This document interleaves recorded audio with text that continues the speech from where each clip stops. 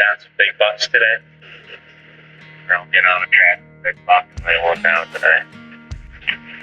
It's a big 10-4. Welcome to another episode of the Adirondack Bucks and Beyond podcast. This podcast is sponsored by Stagger Gear. If you haven't yet, make sure you head on over to the Stagger Gear website where you'll find everything from their wool tracker jacket, their Apex Merino base layers, and even their 100% rag wool gloves and much more. Everything you need to keep you dry, warm, and comfortable for a long day's adventure in the woods. Be sure to enter our promo code ABB with any purchase made on the Stagger Gear website to get 10% off your order. That's promo code ABB for 10% off your order, all at www.staggergear.com.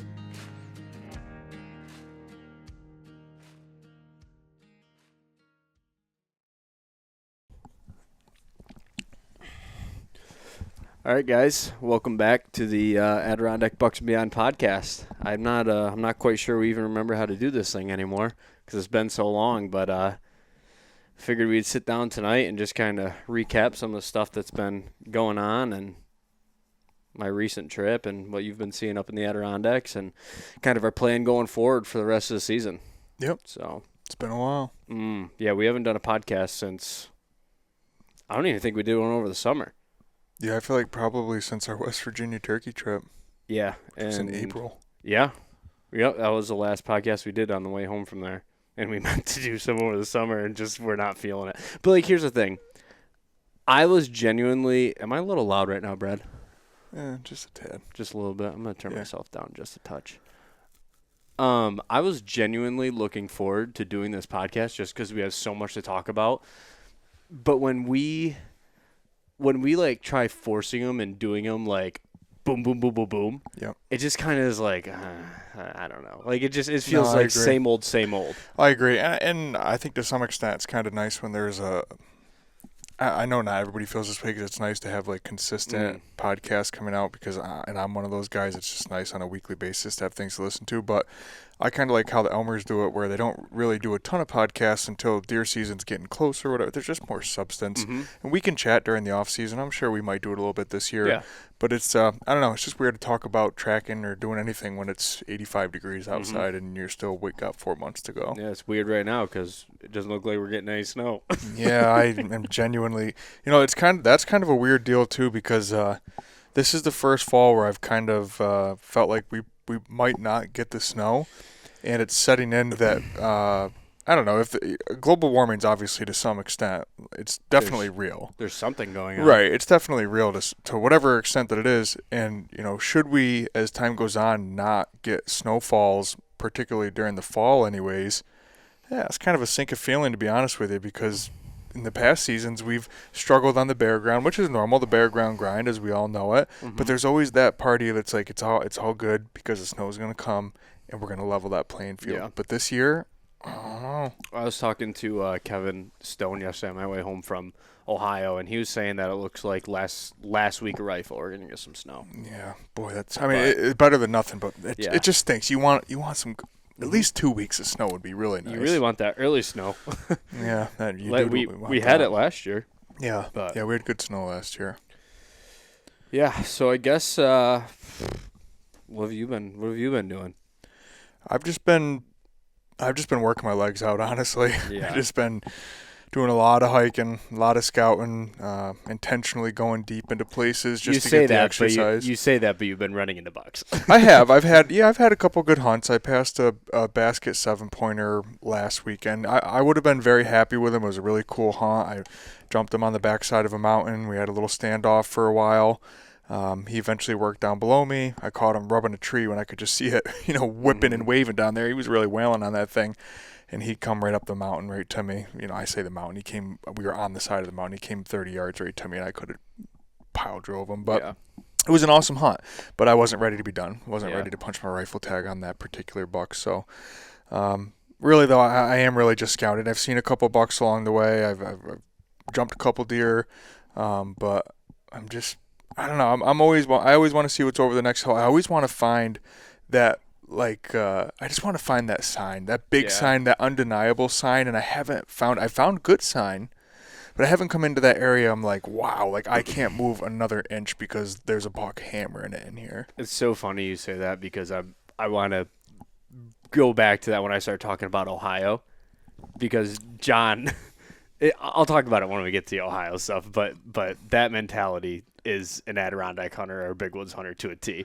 It's like you want to keep looking and looking and looking for that that side because you know you're going to find it somewhere. Yeah, or at least you hope to, and yeah, it just makes it fun to try and find that area that you could spend some time, because like we all know, 90% of the deer use 10% of the land. It's like, where is that best 10%? And even when you think you found it, it's like, well, there's still about 18 miles going that way worth of public land I could, and you can't help but want to go look. So, and you bumped a nice buck during muzzleloader, right?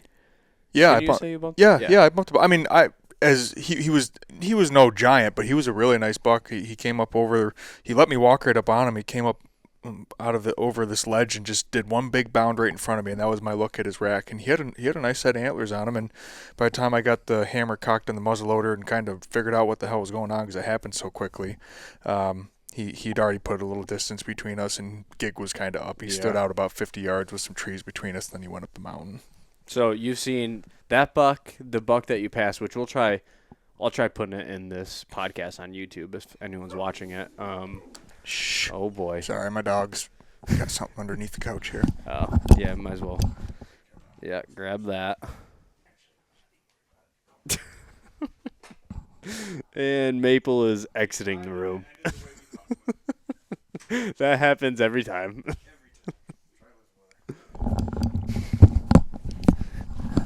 Where were we? You were saying that you saw that buck, the buck that you passed, a 7-pointer, and then you saw another one yesterday?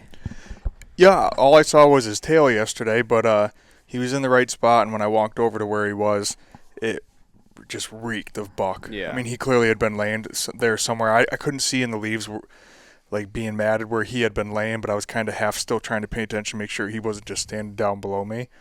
But, yeah, it reeked like buck right there. So he was in a good spot. He was up on the top of the mountain where he should have been. Mm-hmm. Something that I've been putting together, like just mostly from bow hunting, because I've just done a ton of walking around scouting bow hunting this year, is like it's so distinct when a buck jumps up out of his bed versus a doe. Like usually when you bump a doe up, yeah, she'll take off, but she does kind of like those like hops kind of. When every buck that I've bumped has done the same thing, they duck their head down and just start like weaving through stuff as fast as they can. That's just what I don't know. It's weird. Like I bumped one in Western New York, and he did that, and then the one I just bumped in Ohio did the same exact thing, and it was like instantly I knew they were a buck. Yeah, you must have scared him pretty good. Oh yeah, I scared him. yeah. I'm pretty good at that. Because I would say my experiences have been the opposite. Most of the bucks Really? I've jumped, just did big, like thunderous bounds. Like real, they definitely sound different than a doe. Just bump, bump, and it's like, oh, that was a buck, or it is a buck because you saw it was a buck type of thing. Yeah, I have a really hard time putting antlers on deer. Like even if I know it's a buck, I always have a hard time putting antlers on them for whatever reason. I usually never see them. Yeah. Like I keep referencing Ohio. We'll get to it eventually, but in Ohio, I had that happen twice, I think, where I had bucks in front of me and I just never saw the rack. Yeah. Yeah, it's just weird. But so what's your plan going forward then? Just persistence pays off is my kind of philosophy. I just keep hunting. At the end of the day, I've had my last 3 seasons have been good. I've shot bucks my last 3 seasons. I know it's really early to be like this, but I could have shot that 7-pointer. Maybe he was supposed to be my buck for this year. Probably not. Yeah, I know. I just feel like I haven't really hit my stride yet, and it's not for a lack of trying.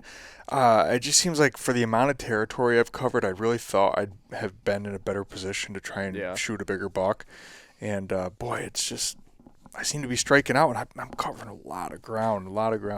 It's funny how you say you think you're striking out, but like me looking at it, I'm like, you're having a hell of a season. It's been fun. It's been fun. I have a goal. Yeah, every year I want to put my tag on a good one. And I actually listened to. I knew at some point I was going to talk about Isaac's podcast and our podcast because I've been enjoying his podcast. Oh yeah, they've been great. Theory there, and I relate with a lot of things that Isaac talks about, and he was saying in the most recent podcast, he's like, hey, the reality is for most guys, you're not going to shoot a buck every year. Like, you're going to have your hiccups. You're going to have your years where it just don't happen. And I hate to say it. It's so early, but I just have like this gut feeling that maybe this isn't my year. I don't know why. You know, a week from now, I could be like, oh, I guess that was a stupid thought. But yeah, I don't know. I just feel like I'm really struggling right now. Maybe the snow not potentially coming is starting to get to me. Because I think you'll be fine. Because I usually do pretty well in the snow, but we'll see. Yeah, I think you'll be fine. So my plan is just keep hunting. To answer your question, just keep hunting. I'm having a lot of fun. It's been a beautiful fall. Yeah, I wanted to just interject and say, like, it's so funny the way there's like no wonder why you always are running into bucks on bare ground stuff. And it's because you hunt so loosely. Like Corey and I were talking about it. We're like, you just go in there, you don't have a particular spot in mind. You're not like, oh well, where's the food? Where's this? Where's that? You literally just go in there and hunt.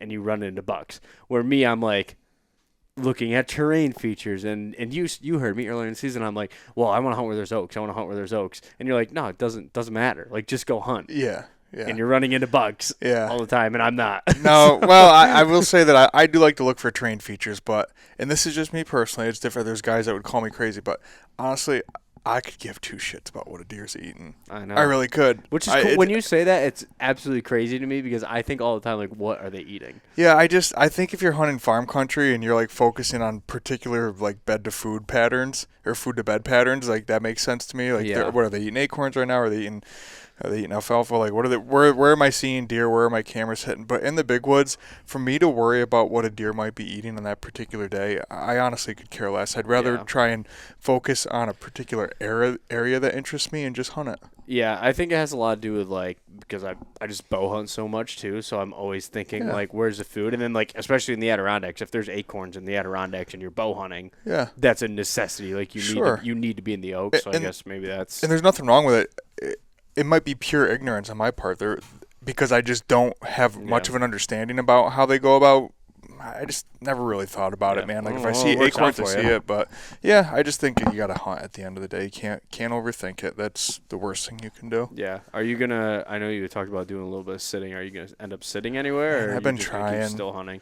Yeah, I've been trying. I don't know what it is. I don't know if I've groomed myself into like electronic addiction or like what it is. But I feel like when I have 2 seconds to myself out in the woods, like just sitting there in the quiet, and my job keeps me super busy, so I'm used to a go type pace. So to just sit there against a tree in the middle of 200,000 acres, it's tough to do. It's just wicked hard for me, and I particularly because I haven't found that area or that spot yet that has this killer sign in it that will hold me there.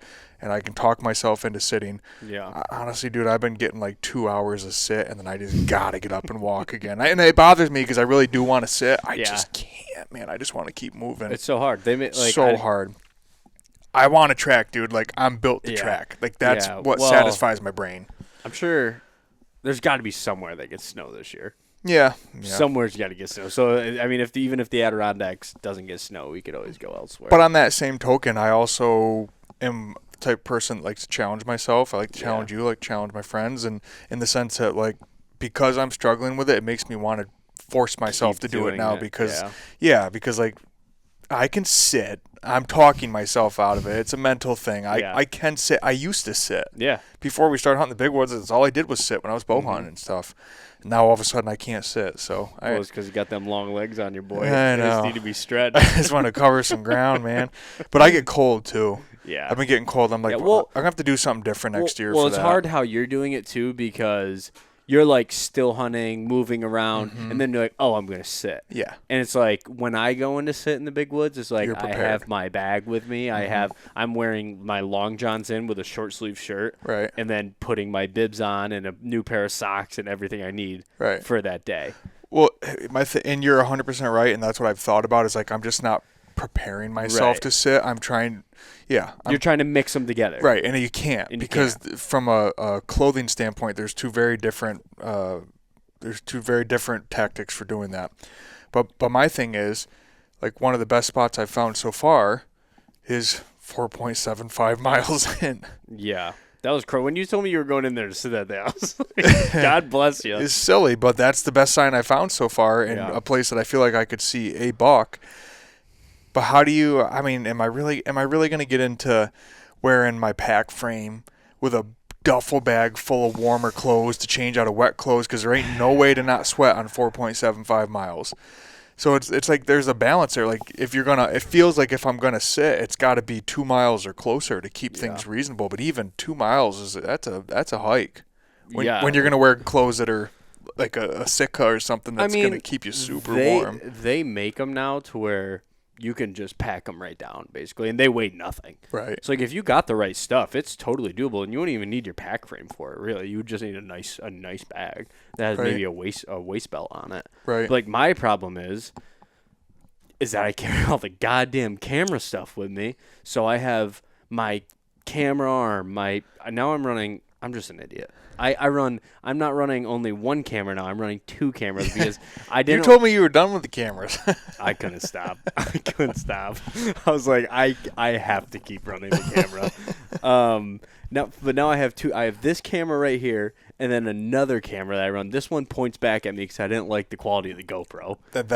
Well, I can tell the difference because that camera's wicked. Oh yeah, it's awesome. It's crystal clear. It's awesome, but is an absolute pain in the ass. So for me to go 4 miles back there isn't even feasible with my setup. I'd have to ditch all the cameras and stuff, which I don't want to do. But I mean, I'm planning on sitting this week. Looks awesome. It's going to be down in like mid-20s. It's looking. Yeah, the weather's been nice as far as it's been a beautiful temperatures. Fall. It's been really good. Yeah, our fall's been. Even early fall bow hunting was cold. Yeah, we hunted a lot of good cold fronts during October. We lost leaves super early this year. Super early. So, like we did not have a long foliage at all. But yeah, it's been a beautiful fall, and then this week looks absolutely awesome. So tomorrow I'm gonna do some scouting and just try finding the best spot, and I'm gonna put a stand good up. luck.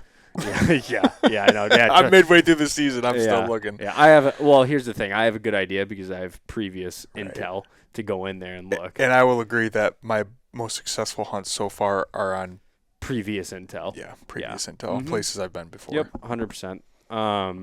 So yeah, that's my plan. Probably, honestly, for the next 2 weeks, just ride in and out. God bless you. I'll kill one. I'm sure I'll kill one.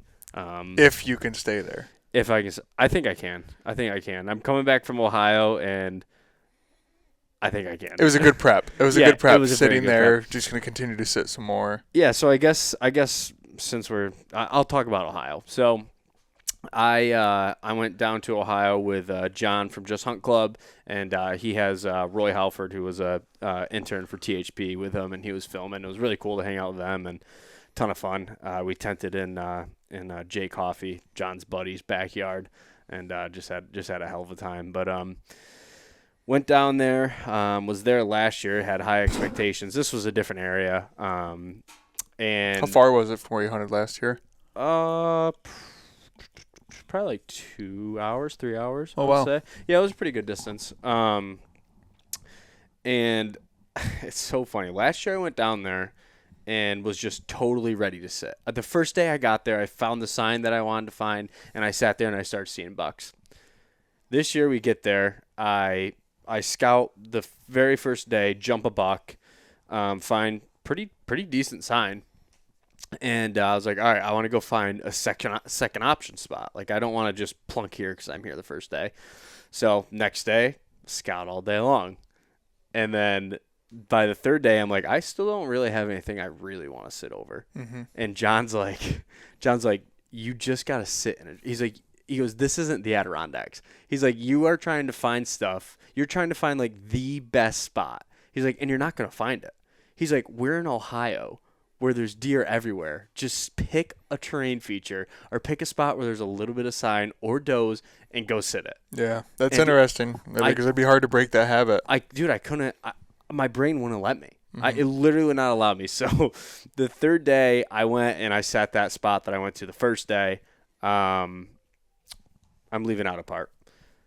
It was the second day, and I was scouting around, and I pulled into this piece. It's like a big giant CRP field, like you would watch a THP video, like when they hunt those big giant CRP fields. And I go in there, and I'm just kind of sneaking along the edge of it, and it drops down into a ravine on one side.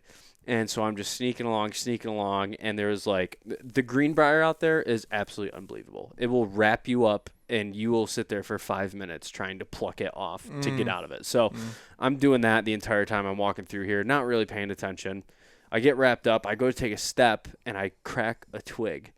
And when I crack the twig, instantly I knew it instantly, a buck stand up. And it was 15 yards away. Like, it was... I'm standing on the edge of the CRP, and 15 yards away is where it drops down into that ravine, and it's just thicker than thieves. You can't see anything. So I step on the twig. How tall is the greenbrier?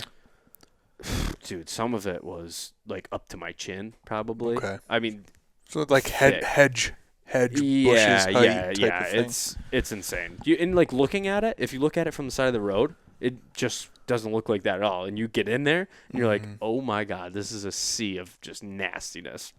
So there's no wonder why there's deer in there. So the buck stands up, and I have the GoPro on. I kneel down, and I'm like, what is going on? And all of a sudden, this buck just puts his head down, and I'm watching him knock trees over as he's coming in. Like, I'm just watching the trees fall over, and there's this one bush right in front of me, and it's this disgusting greenbrier, like, just nastiness. He puts his head down and shoves it into the middle. I watched the entire bush shake, and he's standing inside this bush. And I'm like, it was like one of those things, like I couldn't see him, but I could just see everything moving. And at this point, he's 10 yards away. And I'm like, I don't even know what to do. Like, I don't hunt off the ground. Like, I don't know what to do right now. So I'm knelt down. I wait, like, I don't know, probably like a minute or two. And it's just dead silent. I'm like, maybe he just dropped back down in the ravine. Like, I knew he didn't do that. I was just being impatient. Right. And so I draw back, and I'm waiting because I think I have like a 5-yard window right out in front of me. Never shows up, so I let 5 down. yards? Damn. Oh, yeah. The window. I'm sorry, the window's 5 yards. He's not 5 yards from you. I was going to say, my God, just jump out and grab him, I guess. Well, so, dude, where he stopped was, I mean, literally 10 yards away from me, where he had stopped in that bush. Right. And I think he was just waiting for me to make a move to be like, am I going to go try fighting this guy, or what am I doing? All right. So he's up, and you can see me in the video, and I'm like peering around like this, and then all of a sudden you just see me stop like this, and I look, and all I could see in this bush is eyes. Dude, he's in the bush. And this honestly sounds kind of spooky. It was so weird. It's like a velociraptor so just peering out of the freaking vegetation. He was in the bush, and I'm looking at his eyes, and I'm like, oh God. And I was like, I can't shoot him. I'm like, maybe he didn't see me. So I start crouching down, and you see me in the video, like, go to hook my release back on. As soon as I do that here, and he just tears out of there, and I'm like, God. And I snort wheeze, and what happened was he had a doe in there with him. Oh, okay. Heard me snap the twig, assumed it was another buck, right, and got up and started charging at me that way. And interesting. It took me a minute to put it together, and I was like, where was she that whole time? She was still laying down. She never got up. Oh. Until I snort wheezed, I heard her honestly, it's probably not the first time she's just laid there and watched him go fend off another buck. Yeah. No, it was a crazy, because like around here, dude, we would never experience that. I mean, maybe, but I don't know. That's just like what I feel like is like a once in a lifetime experience to have something like that happen. Because I'd grunted across the CRP field like 15 minutes earlier, so I'm assuming he heard me do that. Yeah. And then heard me get this close to him. This dude wanted to kick your ass. Oh, yeah. Yeah. So, like, a couple more steps and he probably would have flattened me. So, anyways, I had that happen. That was pretty cool. And then I just kept walking around, and John's like, dude, all right. He's like, I cannot stand to have you walk around for another One hour. more second. He's like, you need to be in a tree. He's like, go to this bottom. He's like, they saw a giant in this bottom. And he lied to you. He just wanted you to get into a tree. Probably. So, dude, the terrain out there is pretty crazy. And it is so steep and so thick on this hillside. And I have to walk all the way up, come all the way down and around to get on the public. And so I do it. I get down there and I'm set up and just I don't know. I didn't really feel any sort of way about the spot, honestly. And it gets to be like 5:30, and so I'm down on the bottom, and the mountain is just straight out in front of me. Well, this buck had snuck down the mountain. There was like one ravine, and he had snuck down the ravine and ended up perfectly lining himself up on my tree, and I never saw him. I wasn't on my phone, nothing. I was looking around. Huh. So he snuck down. I heard the twig break, and I'm like, that sounds like a deer. And I peer around, and I just see a big rack, and I was like, oh my God. I'm like, it's going to happen. He's right here. He's walking right at me. Right. And so I fumble around. I couldn't get to the camera because he was so close. I pull out my rangefinder, 22 yards. He's walking kind of at an angle away, and I'm like, all right, he's probably going to end up at like 25. I was like, so I'll shoot my 20-yard pin because I have a tendency of aiming a little high on buck. So I'm like, I'm just going to keep my pin at 20 yards. Like, I'll put it center mass, and that should put me in a pretty good spot. So he comes in, and I draw back, and I was like, I'm going to shoot him right there because he had stopped. And as soon as I went to go shoot him, he started walking again. I'm like, God damn it. So I follow him. He stops again. He stops right in the V of this tree. And all I could see is, like, the back, like a scapula, basically, like the back of his shoulder and his vitals. And I'm like, it's now or never. I'm not letting this buck get away. So I shot, and then I showed you the video just before this. I heard a big whack, and the first thing I thought was, that looked really high. He was running away, and I could see my fletchings. Again, he buried himself in the thickest, nastiest stuff. I'm watching him crash up through there. And last thing I see is my fletchings, and I see his tail wag, and then gone. And I'm like, I do not know what to make of that, other than I thought it was high. It is weird that you hit him high when you were aiming with a pin that was already 5 yards lower than it should have been. I know. So to speak. I honestly think that I just was like I was so frazzled. You must have come up a little bit as you pulled the trigger. I think it was just like a total punch, dude. I think I just because I was like, I gotta shoot him. That's all I could think happened. Yeah. And if I did move my pin, I probably would have shot clear over his back, which I wish I did.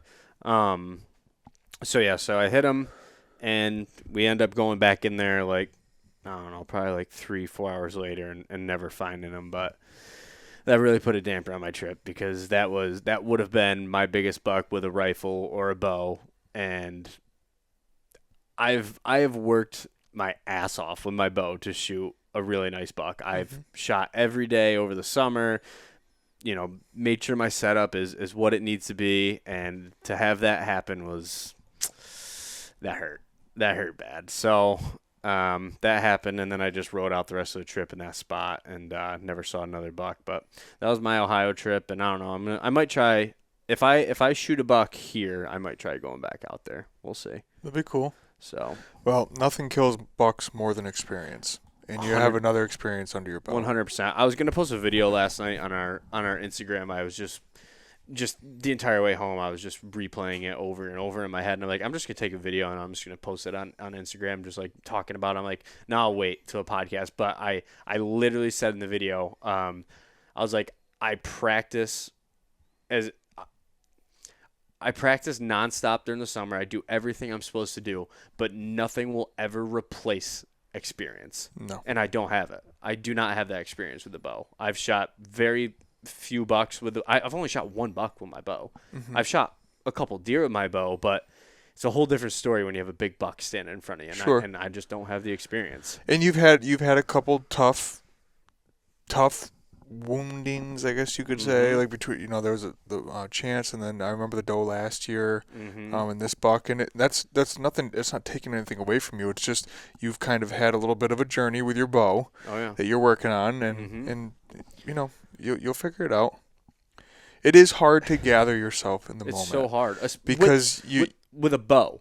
I know. Rifle, it's totally different world. Even then though, like anytime you feel like the shot has to be rushed, or you feel like the opportunity is slipping away, that's always when bad things usually happen. It's when you just make that jump decision to do something, that's usually when things don't go great. I don't get that with my rifle though. I just don't. Even bucks I've missed with my rifle, I didn't have that. it was just like, oh, there he is. Like, let's shoot him. But like with my bow, I always feel like I got to get it right now. I got to get it right now. And if I don't, I'm not going to get him. And I just end up rushing it. And yeah, so gotta stop doing that. Yeah, yeah. But you know that. Yeah. It's good. Yeah. It's good to recognize that and work on it. So I don't know. We'll see where we go from here. But I want to kill a buck with my bow in the worst way possible. Yeah. Especially after that.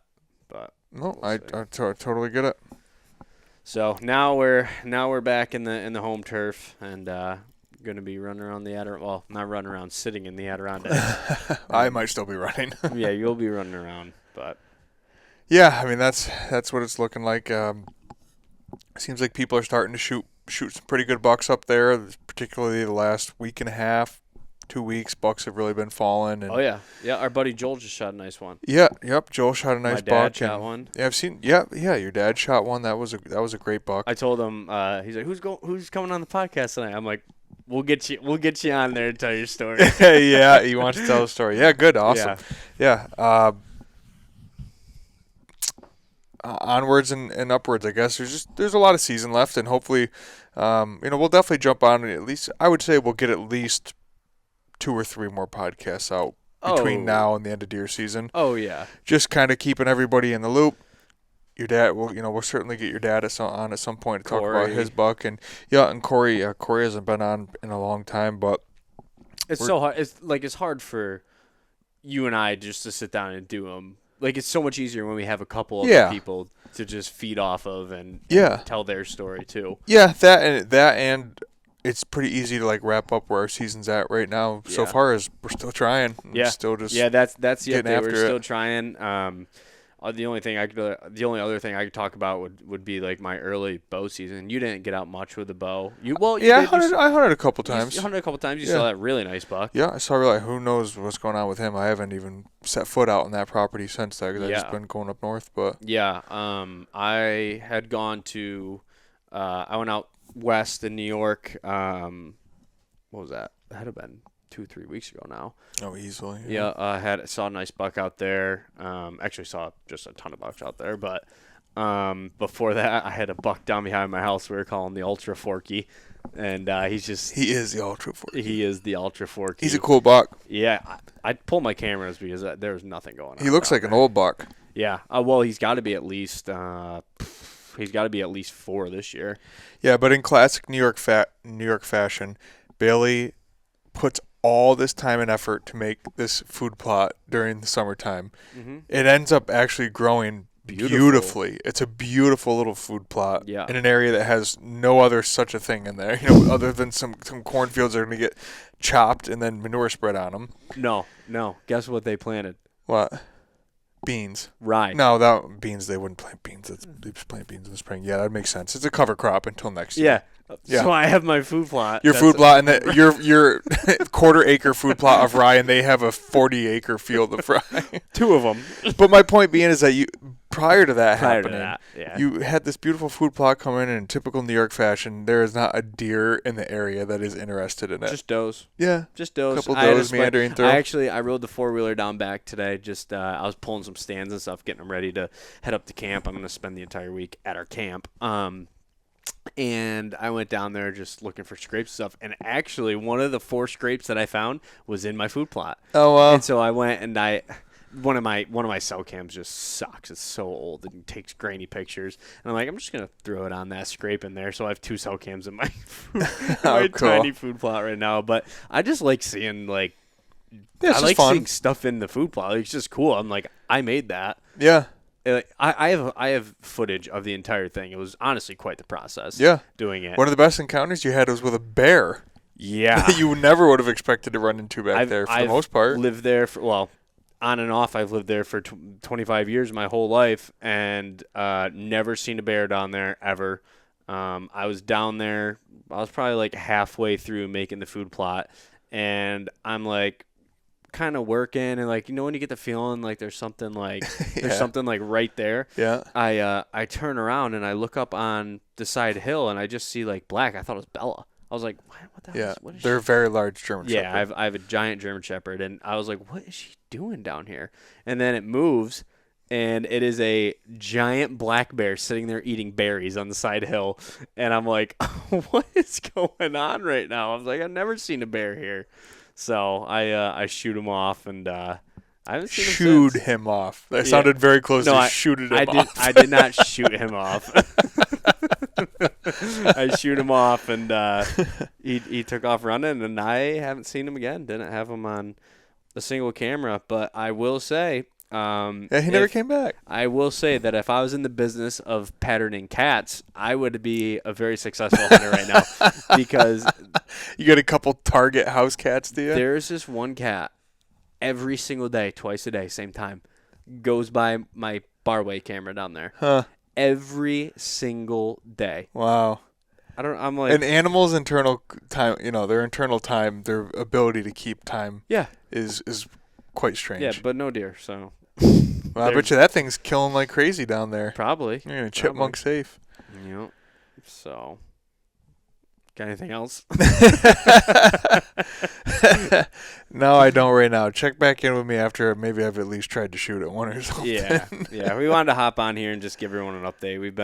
We've been pretty quiet lately. We're as this isn't the right term, but we're as relevant as we've ever been. As far as like we're here, we're doing it and all that. We've fallen off on the videos, we've fallen off on the podcast just because we're all so busy. And Corey's expecting his second child. Adam's due to be a dad like literally any day now. Bailey's got another business. My job hasn't slowed down an iota. So we're here. We still are crazy about deer. We still think about, everybody. We know there's a lot of people listen to the podcast. I'm sure it's been a little annoying that we haven't put one out. Yeah, I've had a lot of people be like, "When are you doing another?" Yeah, no. So have I. It's just, and the thing is too, it's not to take away from other podcasts that cover the Northeast, and I mean this in the most sincere way. But if you really listen to them, like a lot of it is just such regurgitated information, over and over and over again. Yeah. And I think we kind of felt like we just didn't want to. Not partake isn't the word either. Just we wanted it to be something different. Well, we've always said like when we aren't feeling like it's that fun anymore, we're just not going to do it. Yeah, that kind of was getting to that. Like at one point, I was getting like super serious about it, and I was like, I want to start doing this like every single week. I made a whole podcast studio in my basement. Yeah, and I forgot about that. And then I was just like, I don't know. I just don't really want to do it. Yeah. Well, I think we just haven't hit something or found something that is like that could keep us consistent. Something that we'd really like to do because we love having guests on too. But again, even telling stories, like the stories tend to be the same story over and over again, just in a different way. It's so hard because I say that, but then I listen to podcasts every single day. I know, and it's fun. Yeah, I'm glad you brought that up though, because at the same time, like I said earlier, I've really been enjoying Isaac's podcast because I think he's been doing a really good job with it. Him and Morgan. They do a great job. And the rut reports that they're doing is just the same thing that me and you are doing. What's the difference? There's none. Right. It's just nice to listen to when I'm going hunting because I'd rather listen to something along those lines of that type of podcast rather than like I really like listening to the Pat McAfee show too. But I listen to that during the week when I'm going to work. But when I want to go hunting, I want to listen to podcasts that are talking about hunting. So same idea. I don't know. Maybe we just got stagnant for a little bit and we just need to get back into it again. I feel super rusty right now to be completely honest. No, I do too. I felt like we probably could have had a lot more to talk about, but we'll knock the rust off. And I wish I had some really awesome stories, but I don't right now. I don't either. I mean, this buck that I had the encounter with in Ohio is literally the only buck other than a bunch of scrubbers. Yeah. That's the other thing. I saw 17 bucks in New York where we live. Yeah. 17 bucks. Every single one of them was a fork horn or a spike horn. Yeah. Every single one. These are different properties too. Yeah. That is insane. I know. That is absolutely insane. We talked prior to the podcast about how I was telling you that Warb's hunt, one of the most recent THP videos, is really awesome, where he shoots a buck in Missouri on some public land, and he says he goes deep in there, and I don't know what deep is to them in Missouri, but it just never fails to. I just have to laugh. It's not to take away from what they're doing, but. I mean, they're just covered up in bucks like the entire time. You know, like other states are just, there's no comparing these other states to what it's like to hunt in the Northeast. Like if you want to love deer hunting for more than just shooting the deer, then you hunt in the Northeast because if it's about seeing deer, that ain't it, man. Which is a totally different thing because now that I've done it and I've hunted in places that are actually high deer density with a lot of big bucks, like it's so fun. It is so I would not give anybody crap for doing it because it is so fun to be in that environment. Yeah, and I haven't done it yet. I do want to try. It's hard because in my soul, I love being in the mountains. You have to give up that. You have to give up the good week. I know that's the problem. Like I can't even think of a week that I'd be willing to not be up north. I was the same exact way, and like even when I was in Ohio this week, I was like, well, I'm like, man, I'd love to be home with my dad right now after he shot his buck. Yeah, you're his good luck charm. I know. Every time I'm with John, he shoots a buck. We're doing stoking that fire up. Oh, yeah. Every time I'm with John and away, my dad shoots a buck. So I was bummed that I couldn't be there for that. But even a little part of me was like, oh man, this week could be, if I was on that scrape, it would be probably a good week. Yeah, well, don't beat yourself up because there's a couple spots that I thought for sure if I spent a little time in there, and I mean a little time because when I've tried it, it's only been for a few hours. But you get in there, you have all these high hopes, and then you start sitting there, and there's nothing but the wind blowing on your face for hours on end. Back to the like talking about how silly it was, how many bucks Warb was covered up in. I was talking to Roy while we were out there, and I was like, so what is it like hunting with them in like Iowa? And he was like, dude, it's the craziest thing ever. He goes, you go out every morning and you know you're going to at least get eyes on a shooter buck. Right. He's like, there's no question about it. Like, you're going to go out and you're going to see a giant buck that morning. Probably not kill him. Sure. But you will see. Imagine that, dude. Imagine that. We go out. No, I can't. Like, oh man, I hope I see a 4-pointer today. Yeah, but part of me has to think that that's what makes our style of hunting so enjoyable is because it's such a reward. Well, that's why it's so rewarding when you shoot, especially a good one. Right. And you're like, I hate that it's usually like the only buck I've seen all season. You know, typically, but that's why it's good. And I'm always harping on you to go do it. Is to go do like the Ohios and stuff because then you get the best of both worlds. You're seeing big bucks and you might very well shoot an absolute giant in a place like that. Mm-hmm. And you get to experience it all, and then you come back home and you're okay with not seeing deer. Yeah, because you've seen the deer that you wanted to see. You know, this sounds kind of silly, but I think what holds me back is in a dream world. When I'm an old man someday, I have a wall full of impressive bucks that even the non-hunter would come in my house this big forky right here. This is my buck I shot last year. Brad just finished up the Euro mount on him. But a wall of bucks that even a non-hunter would have to comment on, type of thing. And I feel like if any of those deer were a deer from Ohio or Iowa or Missouri mixed in, I feel like it kind of taints what my dream is to have on the wall, and that's a wall full of New York bucks because I know how hard it is to shoot. And other guys that would come in here, if they asked where they were shot, and I said, "Oh, I killed those bucks in the Adirondacks," they know how hard I work to shoot those bucks. So it's silly, but that is a reality for me. Where I kind of don't want to taint my wall with bucks that I'm not going to say they're easier to kill, but it's I'll just be the guy to say it. And if you think I sound like an asshole, whatever, dude, it's not easy. No, killing a mature buck, no matter where you are. No, the opportunities are far more plentiful. If you and I lived in Ohio, Iowa, Missouri, any of these states, we would kill giant bucks with our bow every single year. Yeah.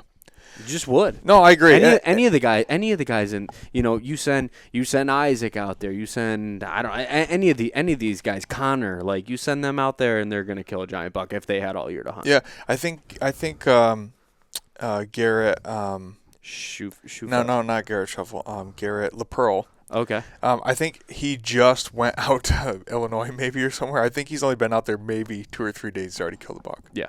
Yeah, You it's know? crazy. I mean, the opportunity. Meanwhile, I is saw a endless. guy post a picture on Facebook of a little spike horn that he shot, and not great, like great buck for him because he was clearly very excited I in the saw post. this. He said first buck in 20 years of hunting. Did you read the comments Adirondacks. below it? No. There was a couple comments like, same here. I've been hunting the Adirondacks for 15 Yeah. years. I've never killed a So buck. first of all, congratulations on your buck. That's Yeah. awesome. That is 20 years worth of hard hunting, but that's my point though, right there. That buck's yes. my point. Is like I really want a wall full of hard-earned bucks. Yeah. That's just me. That's just how you are. Doesn't That's mean just I how you wouldn't. are. I will. Yeah. I will. You're someday, gonna. but You're gonna. Maybe they go on a different wall, and I'm like, those are out-of-state bucks, but these are You're my gonna New segregate York your bucks. yeah, these are my New York bucks.